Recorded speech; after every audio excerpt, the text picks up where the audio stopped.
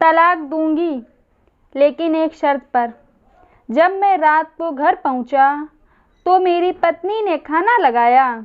मैंने उसका हाथ अपने हाथों में लिया और कहा, मुझे तुमसे कुछ ज़रूरी बात करनी है।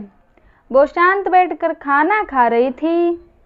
उसकी आंखों में कुछ दर्द सा साफ नज़र आ रहा था। अचानक, मुझे नहीं पता कैसे कहूँ, मगर मुझे उसे बताना ही था। मैंने बड़ी शांति से कहा कि मुझे तलाक चाहिए। ऐसा लगा जैसे उसे मेरे शब्दों से कुछ फर्क नहीं पड़ा, बल्कि उसने मुझसे पूछा, क्यों तलाक चाहिए? मैंने उसके सवाल को अनसुना किया तो उसे गुस्सा आ गया। उसने चम्मच उठाकर फेंका और जोर से चिल्लाई, तुम इंसान नहीं हो। उस रात हमने एक दूसरे से बात नहीं की। वो रो रही थी। मुझे पता था कि वो जानना चाहती थी कि आखिर ऐसा क्या हुआ जो हमारा रिश्ता टूटने की कगार पर आ गया। पर मेरे लिए उसके सवालों का जवाब दे पाना नामुमकिन था।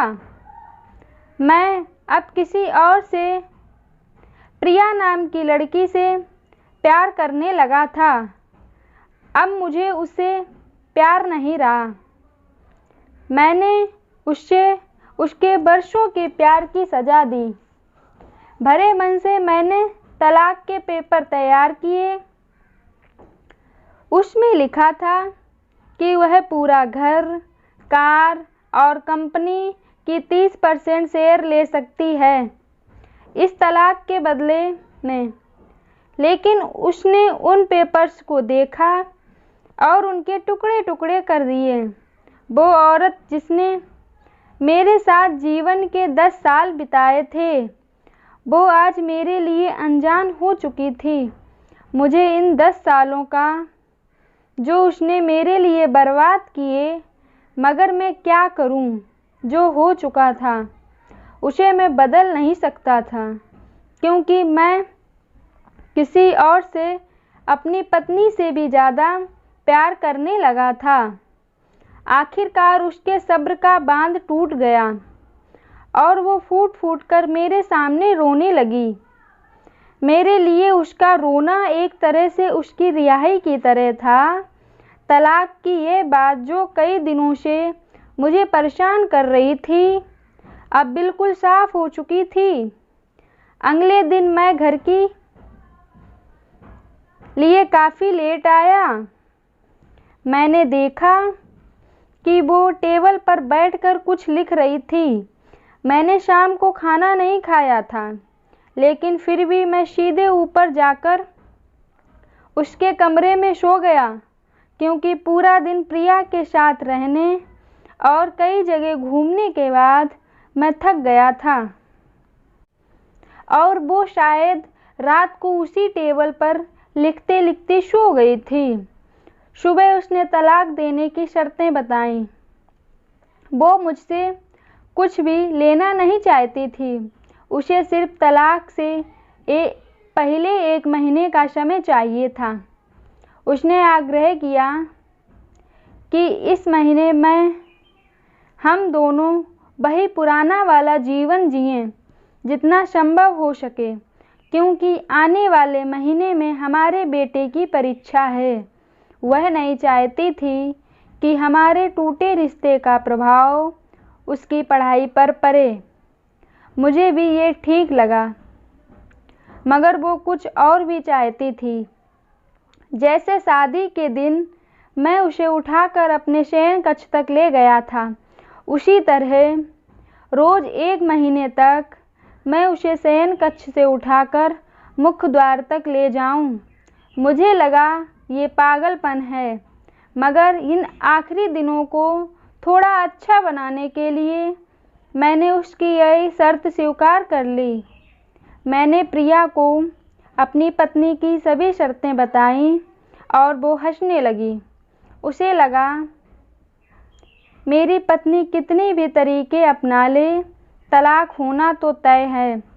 मेरी पत्नी और मैं किसी भी इस दौरान नहीं मिले, लेकिन उस दिन जब मैं उसे पहली बार उठाकर गेट तक लेकर गया तो हम दोनों काफ़ी अजीब महसूस कर रहे थे।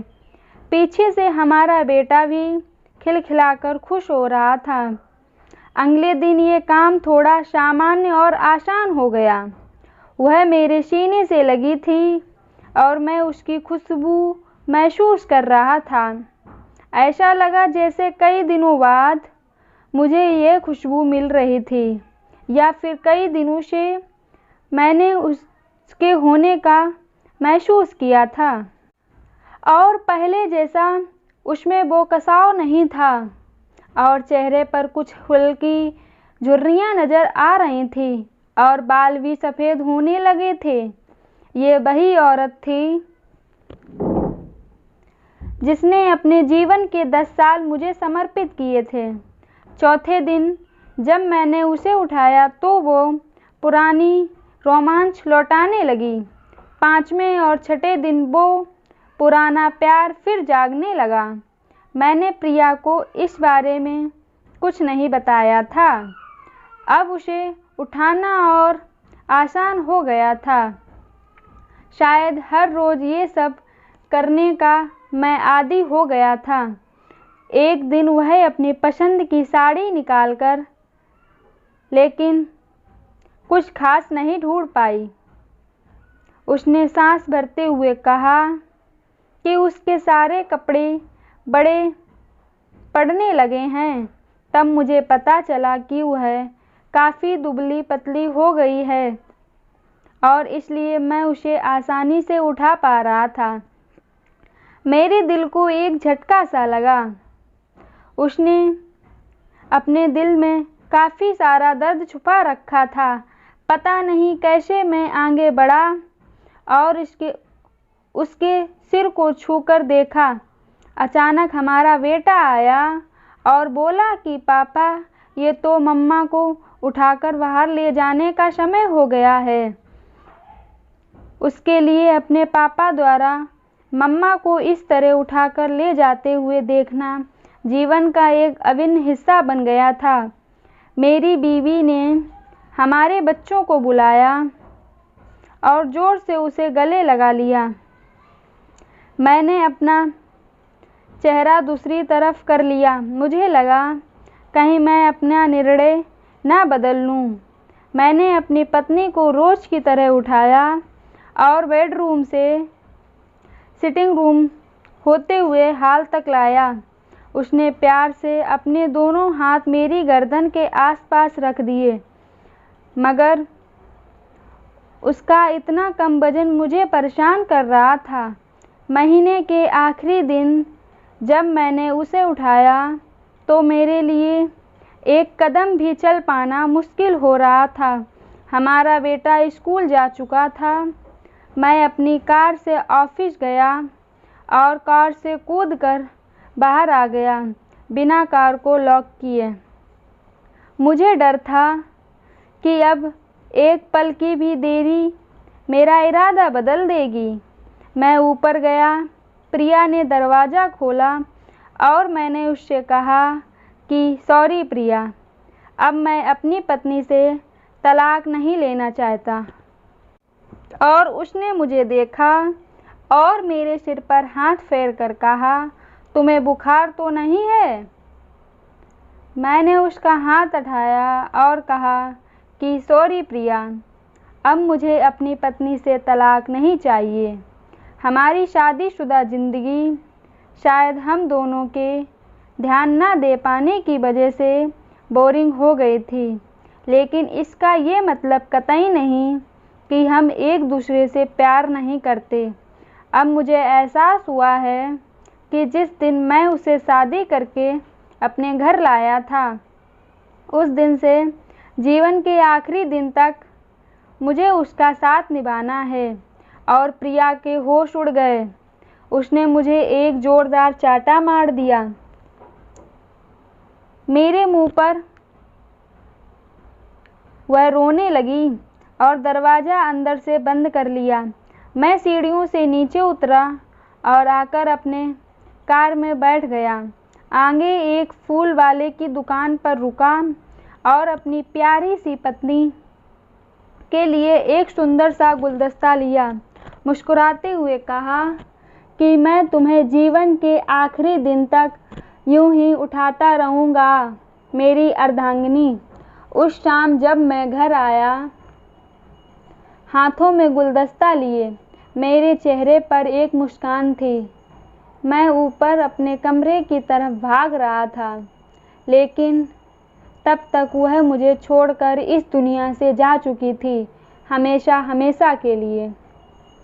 वो कई महीनों से कैंसर से लड़ रही थी, लेकिन मैं प्रिया के साथ इतना खोया था कि कभी ध्यान ही नहीं रहा। उसे पता था कि वह जल्दी ही मुझे छोड़कर जाने वाली है, इसलिए वह मुझे और मेरे बेटे के रिश्ते को टूटने से बचाना चाहती थी। मैं नीच उससे तलाक लेना चाहता था, लेकिन फिर भी उसने मुझे अपने बच्चों की नज़रों में एक प्यारा पति और पिता बना दिया था। जीवन की छोटी छोटी बातें रिश्तों में बहुत मायने रखती हैं। बड़ा घर, बड़ी कार और बैंक बैलेंस ये खुशियों का हिस्सा ज़रूर बन सकते हैं, मगर अपनों के बिना इनकी कोई कीमत नहीं है।